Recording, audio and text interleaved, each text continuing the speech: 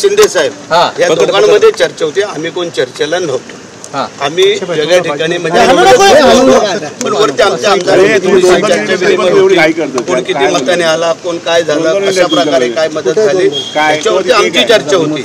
आणि मुख्यमंत्री उपमुख्यमंत्री दोघांचीच फक्त चर्चा तिथं होते आणि त्यात आम्ही काही कोणी काय ऐकले नाही आणि आम्हाला त्यातलं काय माहिती. साहेबांची भेट आमची सकाळी ठाण्याला झाली, परंतु ठाण्याला साहेब चेकअपला जात होते त्यावेळेला तिथं भेट झाली, तब्येतीची विचारपूस केली आणि आम्ही तिथून संभाव्य मंत्री आहे त्यांचा शपथविधी पहिल्याच शपथविधीत दोन टप्प्यामध्ये शपथविधी घेऊ नये. साहेबांना आमच्यातर्फे शिवसेना पक्षाच्या वतीने साहेब जो निर्णय घेतील गृहमंत्री पदासाठी शिवसेना आघाडी असल्याचं कळतं आहे. कसं पाहता याकडे आपण? बघा, मागायला काय हरकत आहे? काय बसून ठरवतील ते आम्ही साहेबांना सर्वस्वी अधिकार साहेबांना दिलेले असल्यामुळे साहेब जे ठरवतील ते आम्हाला मान्य आहे. कारण आम्ही त्याच्यामध्ये कोणी इंटरफेअर करत नाही, करणार आहे. कारण साहेब जो निर्णय घेतील तो आम्हाला सगळ्यांना शिरसावत असेल. पण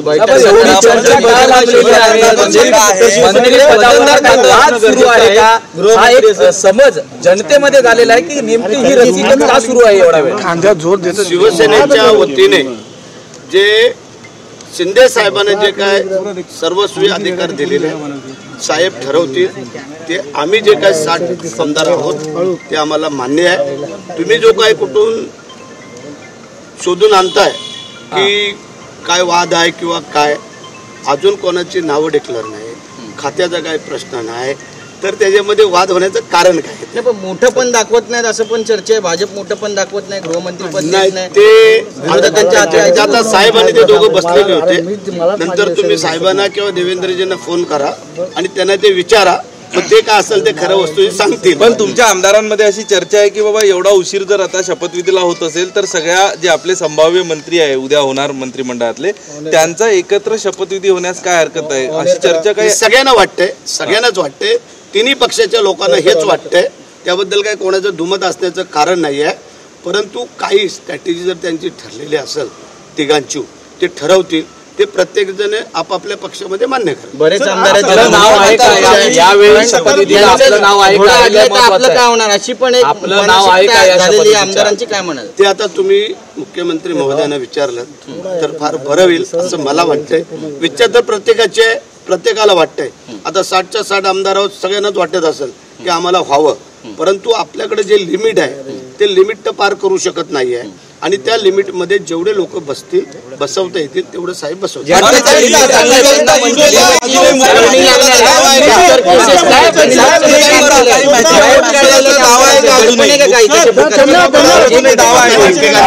साहेब एक सांगा, तुम्ही म्हणाला लिमिट आहे तर नेमकं कितीचं लिमिट आहे काय? साहेबांकडे सोपवलेलं साहेब सांगतील. दडपण आहे का केंद्रीय काय दडपण असण्याचं कारण काय?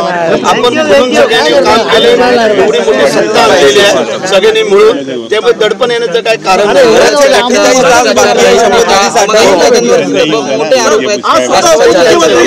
त्या खोलामध्ये आम्ही नाही शिरत. काय आपलं आपण बोलून चाललेलं बरं असतं.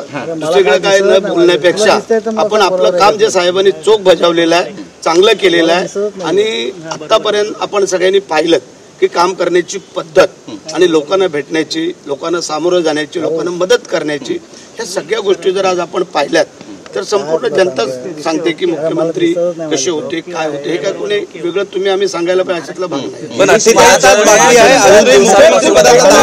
बंद दाराआड चर्चा होते गिरीश महाजनांची, काय नेमकं यातनं आपण बोध घ्याल? म्हणजे मी गिरीश महाजनांना विचारतो की नक्की तुमची काय चर्चा झाली आणि मग तुम्हाला सांगतो. अजूनही मुख्यमंत्री पदाचा दावा आहे का? 48 तास बाकी आहे सत्ता स्थापनेसाठी, तुमचा दावा कायम आहे का? आम्ही त्याच्यावरती कमेंट्स करणार नाही. त्याचं कारण साहेबांनी ज्यावेळेला तुमची पत्रकार परिषद घेऊन जे सांगितलंय ते आपण सगळ्यांनी ऐकलं आणि पाहिलेलं आहे. त्यामुळे त्याच्यावरती आम्ही कमेंट्स करणार नाही.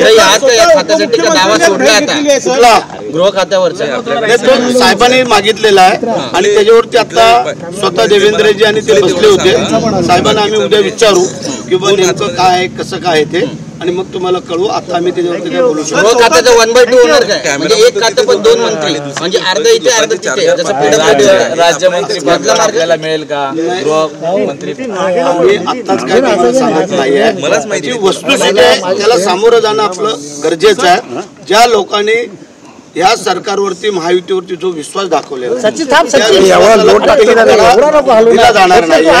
अशा प्रकारे ह्या तिन्ही मंडळींनी जे काही काम केलेलं आहे त्याबरोबर आम्ही सोबत आहोत, आणि ते जे काही तिघ जण आपापल्या पक्षाचं ठरवतील ते आम्हाला माहिती. शेवटी दोन्ही नेत्यांची बैठक झालेली आहे. काय वाटतं तोडगा निघेल?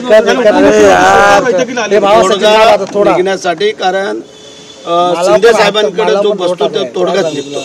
ते कधी अडथळा करत नाही, अडचण करत नाही. 40 तास राहिलेले आहेत, जनता सगळं पाहते आहे. नेमकं घोडं अडलंय कुठे हा देखील जनतेला प्रश्न आहे. उद्या संध्याकाळपर्यंत तुम्हाला पिक्चर स्पष्ट होईल. स्पष्ट बहुमत आहे. उद्या संध्याकाळपर्यंत हा पिक्चर स्पष्ट होईल महाराष्ट्राचा, आणि जी तुम्हाला उत्सुकता लागलेली आहे, शिगेला पोहोचलेली आहे, ते उद्या तुम्हाला आम्ही खुलासा करू. रायगडला ही देखील आहे रायगडला मंत्रिपदाची. पालकमंत्री होणार देखील लागलेले आहेत.